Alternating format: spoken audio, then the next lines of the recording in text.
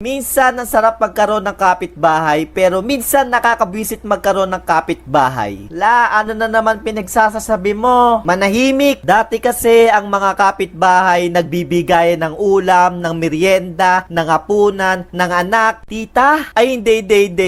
Yun bang nagpapalita kayo ng pagkain? Tok tok!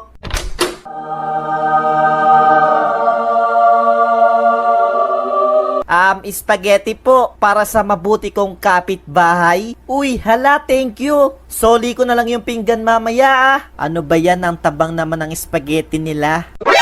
NANI?! Dede, joke lang. Chismausa. Ngayon kasi, yung tipong umagang-umaga pa lang, nandyan na yung mga kapitbahay mong daig pa manok kung tumilawak sa umaga no? Yung inuna pa chismisan kesa umagahan. Uy, alam nyo ba si Pepe, single yan? Oo, walang jowa yan. Ay, kawawa naman pala yung si Pepe.